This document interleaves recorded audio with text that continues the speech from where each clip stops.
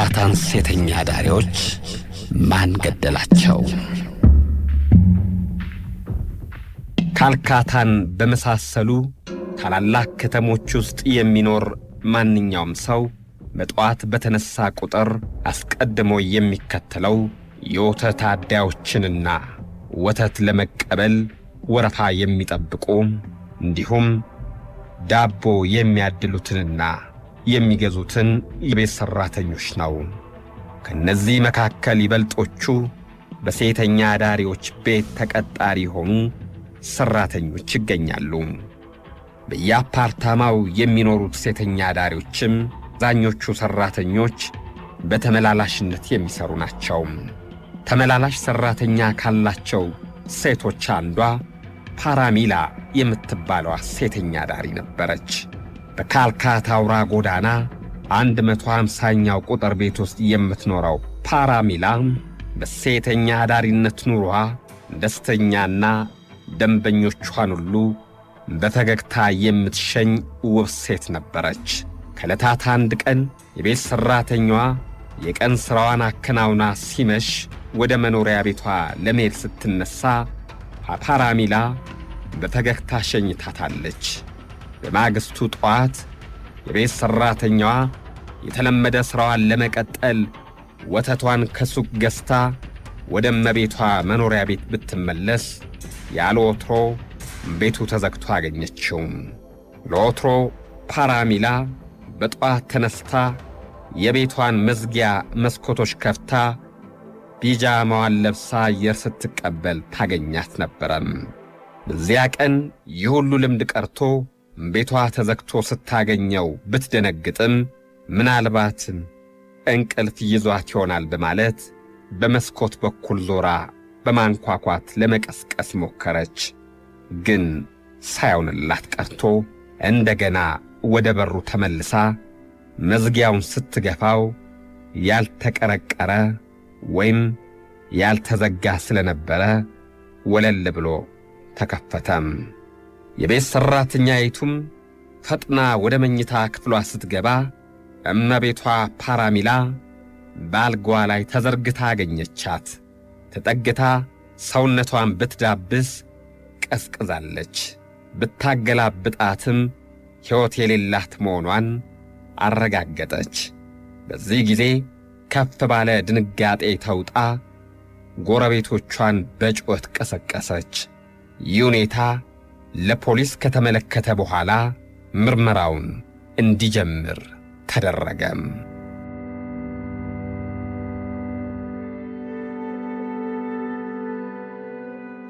የምርመራ ቡድኑ ከሟቿ ቤት እንደደረሰ ሁሉን ነገር በጥንቃቄ መመልከትና መከታተል ጀመረም። በቤት ውስጥ ያለው ዕቃ አቀማመጡ ቅጥ የሌለው ቢመስልም ትግል ለመደረጉ ምልክት አላገኙም ነበረም። የሟቿ አስክሬን በተገኘበት አልጋ በሚገኘው ጠረጴዛ ላይ የመጠጥ ጠርሙሶችና ብርጭቆች ነበሩ። ከአስክሬኗ አጠገብ ብረት አልጋው ላይ አንድ የአንገት ሻር ተንጠልጥሎ ነበረም። በዚህ ሁኔታ በየደረጃው እየተመለከቱ ወደ አስክሬኑ ሲጠጉ የሟቿ አስክሬን ገጽታ አስፈሪና ለብዙ ጊዜ የቆየ ንፋስ ያገረጣው መስሎ አገኙት። ከመካከላቸው የነበረ አንድ የቴክኒክ መረጃ ሰብሳቢ ጠጋ ብሎ ካተኮረ በኋላ ሴትዮዋ የሞተችው መርዝ ጠጥታ ይመስለኛል ሲል ግምታዊ አስተያየት ሰጠም። የተቀሩትም ጠጋ ብለው በጥንቃቄ ቢመለከቱት አንዳችም ቁስል ወይም ሰንበር በአስክሬኑ ላይ አላገኙም።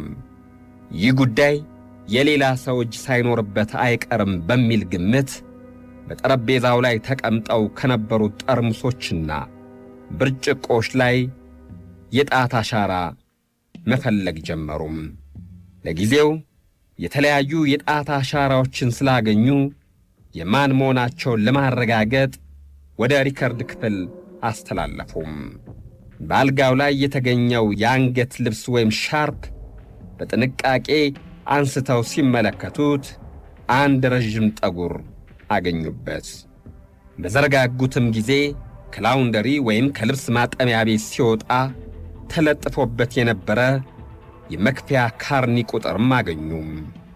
እነዚህን የአካባቢ ማስረጃዎች ከሰበሰቡ በኋላ አስክሬኑን ወደ ሐኪም ቤት ተወስዶ እንዲመረመር ተደረገም።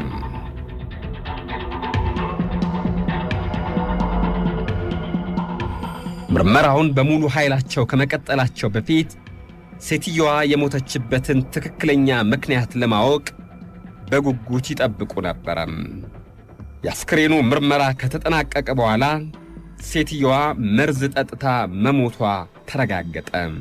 ይህን ካወቁ በኋላ የመጀመሪያው ምርመራቸው ያተኮረው ሴትየዋ መርዝ አውቃ ጠጥታ ሞተች ወይስ ሳታውቅ ሌላ ሰው አጠጥቷት ይሆን የሚለው ጥያቄ ማጣራት ላይ ሆነም። የጥያቄዎቹ መልሶች ለማግኘት አሁንም ወደ ሟቿ መኖሪያ ሰፈር መመለስና ለአካባቢው ነዋሪዎች፣ ለቤት ሠራተኛዋ አንዳንድ የማጣሪያ ጥያቄዎችን ማቅረብ ነበረባቸው። ወደ ሟቿ መኖሪያ ቤት አካባቢ እንደተመለሱ ያገኙት ቤቱን የሚያከራዩአትን አንድ አሮጊት ሴትዮና የቤት ሠራተኛዋን እንዲሁም በተመሳሳይ ኑሮ ከሚኖሩት ጓደኞቿ መካከል ጥቂቶቹን ነበር። ጓደኞቿ እንደነገሯቸው ሟቿ ፓራሚላ በኑሮዋ ደስተኛ ነበረች ይባላል። ከሌሎች ጓደኞቿ የምትለይበት ትልቁ ነገር ወደ እሷ ቤት የሚመጡት ማናቸውም አይነት እንግዶች በፈገግታ ማስተናገዷና ልዩ ልዩ የወርቅ ጌጣጌጦች የምትወድና ያላትም ሆኗ ነው። ሆኖም ብዙ ጌጣጌጦች እንዳሏት ቢነገራቸውም ፖሊሶቹ በዚያ ዕለት ሊያገኙት አልቻሉም። በቤቷ ውስጥ ገንዘብ የምታስቀምጥበት ኮመዲኖም ክፍት ሆኖ ከማግኘታቸው በቀር አንድም ገንዘብ አልተገኘበትም። ይህም በመሆኑ በሟቿ ላይ የደረሰው ሞት ለስርቆት ተብሎ የተፈጸመ ወንጀል ሳይሆን አይቀርም የሚል ጥርጣሬ ሊያሳድርባቸው ቻለም። በዚህ ፍንጭ ላይ ምርመራቸውን ከማጠናከራቸው በፊት ሌላውን ግምት ለማጣራት ሞክረው ሟቿ ከተመሳሳይ ጓደኞቿ ይበልጥ ገበያ ያላት በመሆኗ ብዙዎች ይቀኑባታል። ምናልባት እነሱ በፈጸሙት ተንኮል ሞታ እንደሆነስ የሚል ሐሳብ ተደቀነባቸው። ሌላው ግራ ያጋባቸው ነገር በጠረጴዛው ላይ የተገኘው የመጠጥ ጉዳይ ነው። በዚህ አካባቢ የሚኖሩ ሰዎች መጠጥ አይሸጡም። ይህም ከሆነ መጠጡ ከውጭ የመጣ መሆን እንዳለበት ሲገምቱ ትልቁ ችግራቸው ይህ መጠጥ እንዴትና ከየት እንደመጣ ለማወቅ አንዳችም ፍንጭ ለማግኘታቸው ነው። የተጨበጠ ማስረጃ ይሰጡናል ብለው ተስፋ ያደረጉት ከቤት ሠራተኛዋና ከሟቿ ቤት ኋላ የሚኖሩት የቤቱ ባለቤት ወይም አከራይዋ አሮጊት ነበሩም። የቤት ሠራተኛይቱ በሰጠችው ቃል ሟቿ ከማንኛውም ሰው ጋር ጠብ የሌላትና ከጎረቤቶቿም ሆነ ከደንበኞቿ ጋር ተሳስቃና ተደስታ የምትኖር ከመሆኗ በቀር ሌላ የምትጠረጥረው ሰው አለመኖሩን አረጋገጠች። ከመሞቷ በፊት ይቺው የቤት ሠራተኛ ሥራዋን ጨርሳ ወደ መኖሪያ ቤቷ ስትመለስ ሟች በፈገግታ ሰናብታት እንደነበረ ገልጻለች። የቤት ሠራተኛይቱ ከሌላ ሰው ጋር ተሻርካ በምትጠጣው ውስጥ መርዝ ጨምራ እንደሆነስ የሚለው የፖሊስ ጥርጣሬ ነበረም። የቤቱ ባለቤት የሆኑት አሮጊት ግን ከሌላው ለየት ያለ ጊዜ መጨበጫ የሌለው ፍንጭ ሰጥተዋል። እሳቸው እንደሚሉት ሟቿ ትናንትና ማታ እኩለ ሌሊት ላይ በሩን ወለል አድርጋ ከፍታ ከሁለት ወጣት ወንዶች ጋር ተቀምጣ መጠጥ እየጠጣች ስትጫወት ነበረም። በመካከላቸው ሳቅና ሁካታም ደርቶ ነበር አሉ። ሴትየዋ ይህን ሁኔታ በጨረፍታ ከመመልከታቸው በቀር አብረዋት የነበሩትን ሰዎች መልክ ለመጠቆም አልቻሉም። እንዲህ በሆነ ዝብርቅርቅ ያለ ሁኔታ ላይ የሚገኘው የምርመራ እርምጃቸው ወደ እርግጠኛ ሁኔታ ለማምራት ያላስቻላቸው ቢሆንም ምንነታቸው በላቦራቶሪ ሊረጋገጥ የሚችል የቴክኒክ ማስረጃዎችን አግኝተዋል። እነዚህም ከመጠጥ ጠርሙሱ ላይ የተገኙት የጣት አሻራዎች፣ የመጠጡ ትርፍራፊ ፈሳሽ ነገሮች፣ የአንገት ልብስና ማለት ሻርፕ፣ በሱ ላይ የተገኘው አንድ ረዥም ጠጉር ናቸው። እነዚህ ማስረጃዎች በየአቅጣጫው ከተመረመሩ በኋላ የሚከተለው ውጤት ተገኝቷል።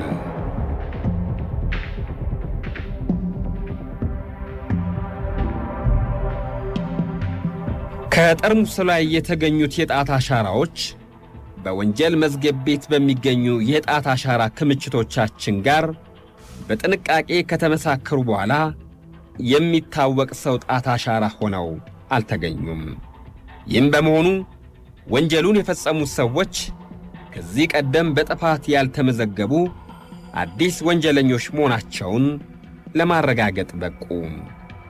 መጠጡ ከተመረመረ በኋላ በአንደኛው ብርጭቆ ላይ ከብዙ ነገር የተቀመመ አሲድነት ያለው መርዝ ሲገኝ፣ ሁለቱ ብርጭቆዎች ከዚህ መርዝ ነፃ ሆነው ተገኙ።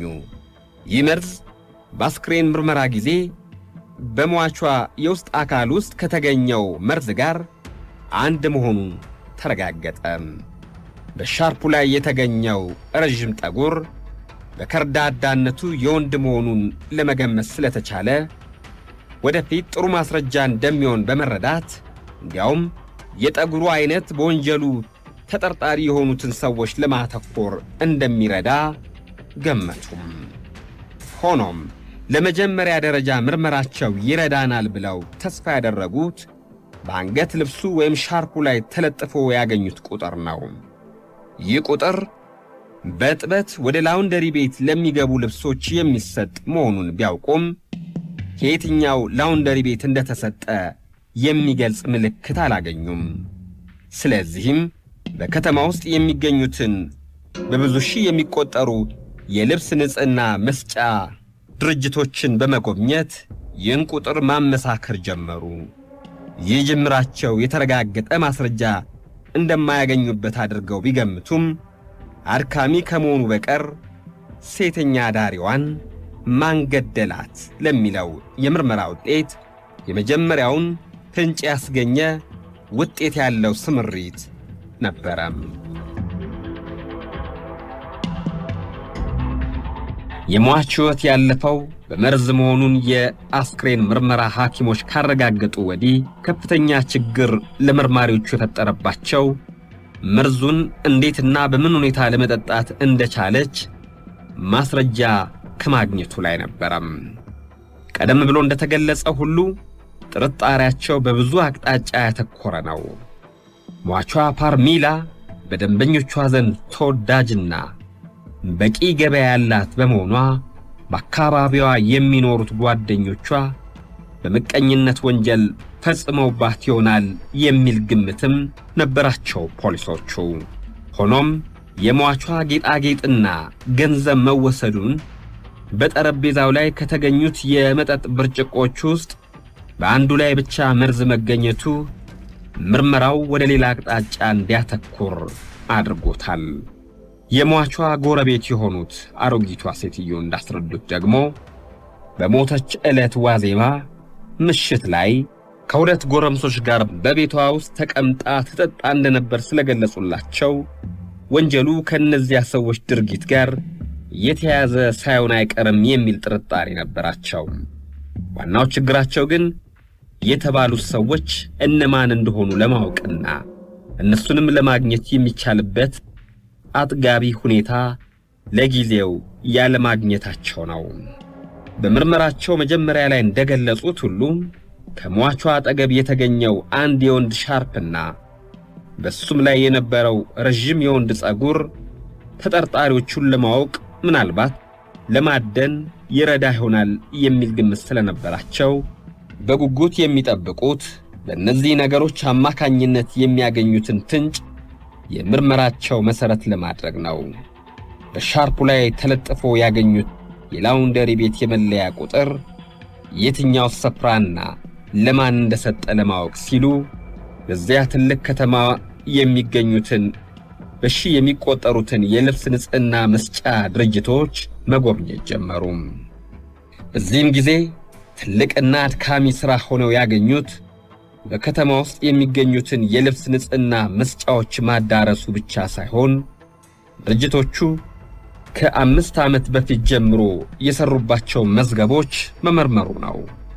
ከብዙ ድካም በኋላ ከከተማው መሃል ከሚገኝ አንድ የልብስ ንጽሕና መስጫ ድርጅት ውስጥ በሻርፑ ላይ ከተገኘው ቁጥር ጋር ለማገናኘት ቻሉ። በዚህ በቁጥሩ ተራ መሠረት ላይ ተመዝግቦ የሚታጠብ ልብስ ያቀረበው ሰው ሙሉ ስሙን ባይሰጥም አድራሻውን ገልጿል።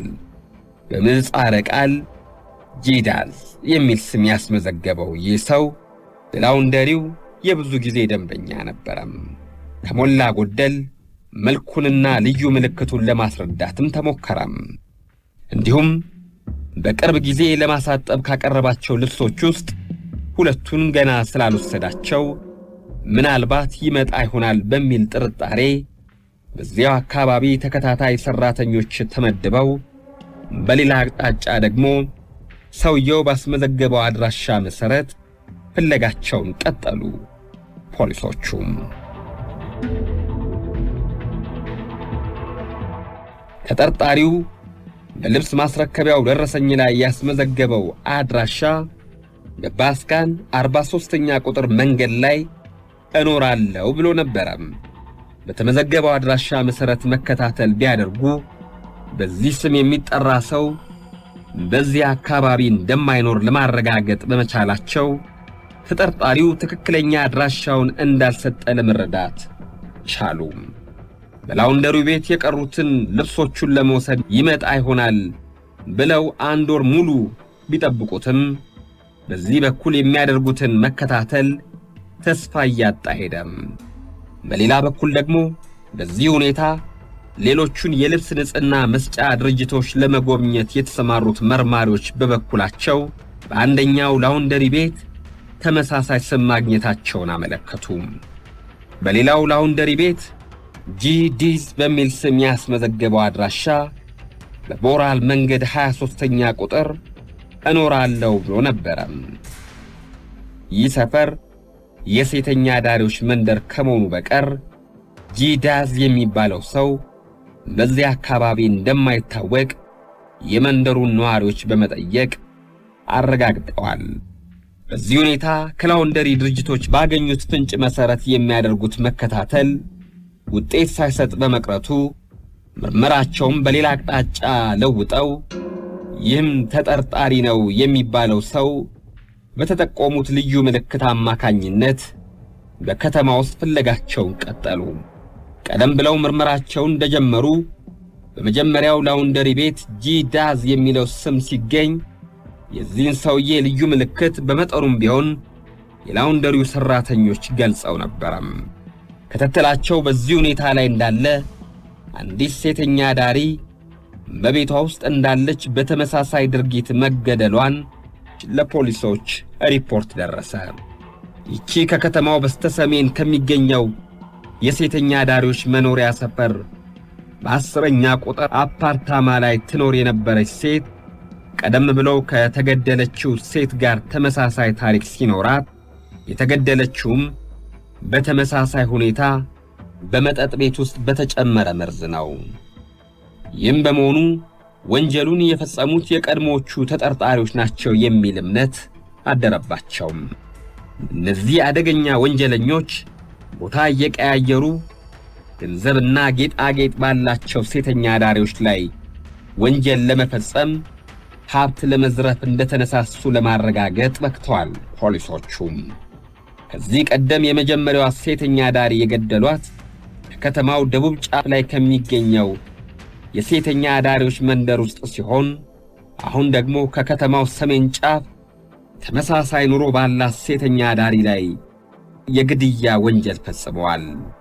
ወደፊት በየትኛው አቅጣጫ በሚገኙ ሴተኛ አዳሪዎች ላይ ተመሳሳይ ወንጀል ለመፈጸም እንዳቀዱ በትክክል ለማወቅ ባይቻልም ወንጀል በፈጸሙባቸው 2 መንደሮች ውስጥ በቅርብ ጊዜ ተመሳሳይ ወንጀል ለመፈጸም እንደማያስቡ ገምተዋል።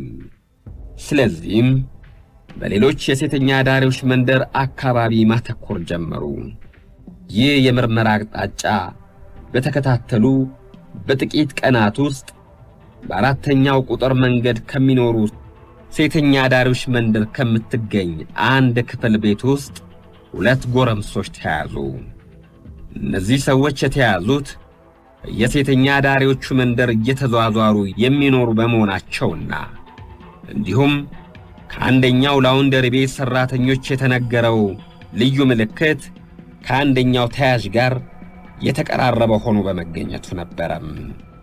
እነዚህ በጥርጣሬ የተያዙ 2 ሰዎች በመጀመሪያ ስማቸውን ሲጠየቁ በሰጡት ቃል አንደኛው ጎብስዋር ዳዝ፣ ሁለተኛው ግሪን ሃሪ እንደሚባሉ አስረድተዋል። እንግዲህ የመጀመሪያው አጥጋቢ ፍንጭ የተገኘው ከነዚህ ስሞች መገለጥ በኋላ ነው።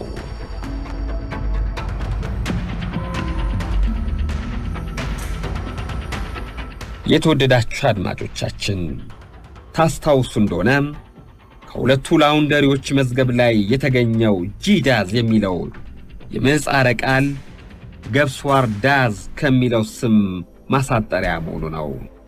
ይህን ከተረዱ በኋላ በይበልጥ የተጣደፉት ሁለቱ ተጠርጣሪዎች የሚኖሩበትን ክፍል በመጎብኘት ከተፈጸመው ወንጀል ጋር ግንኙነት ያላቸውን ማስረጃዎች ለመሰብሰብ ነው።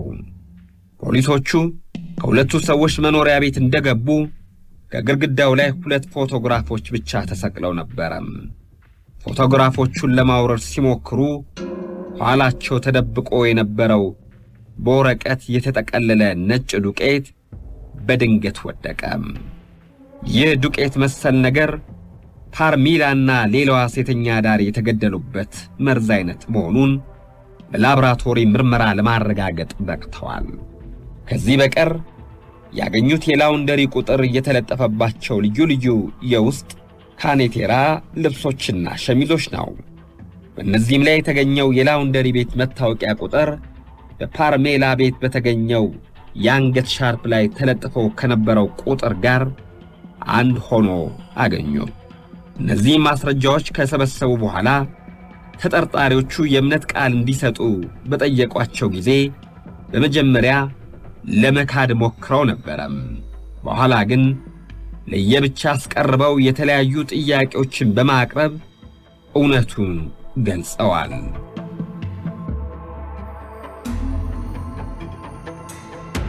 ተጠርጣሪዎቹ በሰጡት ቃል ፓርሜላንና ሌላዋን ሴተኛ አዳሪ የገደሉት ለገንዘብ ሲሉ ነው።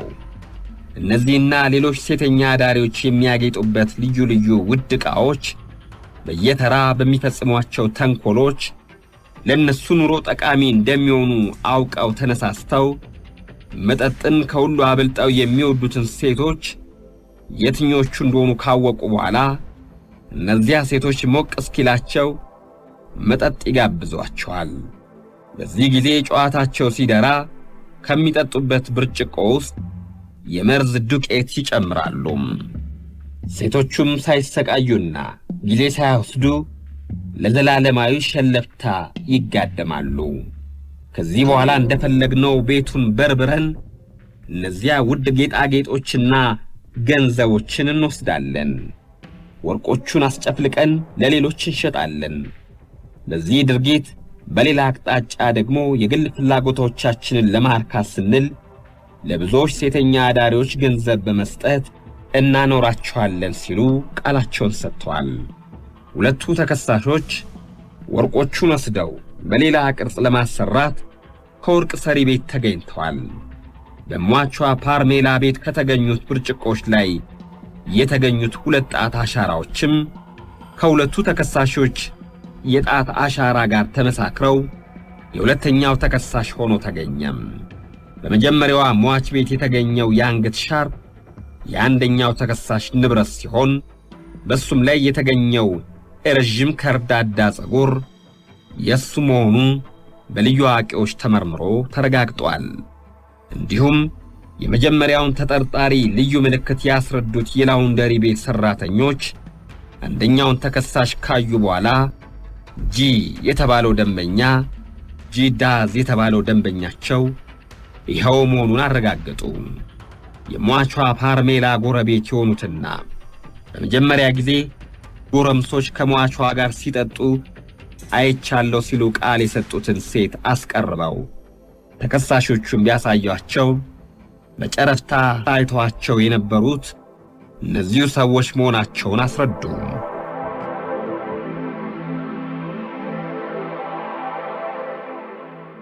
እንዲህ በሆነ ሁኔታ ምርመራው ከተጣራ በኋላ ያልጠረጠሯት ሶስተኛ ተከሳሽ የሆነችው ልጃገረድ በወንጀል ውስጥ ተካፋይ መሆኗን አረጋግጧል።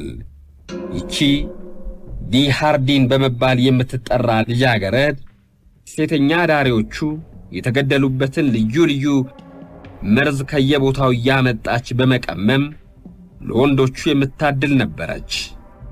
በመጨረሻም ተከሳሾቹ ከፍተኛ ፍርድ ቤት ከቀረቡ በኋላ ዳኞቹ ክሱን መርምረው የረጅም ጊዜ ጽኑ እስራት ሲፈርዱባቸው በሰጡት ትችት እነዚህ ተከሳሾች ከሌሎች ወንጀለኞች የተለየ አድርገን የምናያቸው በአስነዋሪ ድርጊታቸው ብቻ ሳይሆን በዚያ አሳፋሪ ተግባር ላይ ተሰማርተው ለመኖር ያህል በሥጋቸው ቸርችረው የዕለት ጥቅም ለሚያገኙት ሴት ወገኖቻችን ሳያዝኑ የፈጸሙት አሰቃቂ ወንጀል ምን ያህል ጨካኞችና ራሳቸውን ወዳዶች መሆናቸውን ስለሚያረጋግጥ ነው ብለዋል።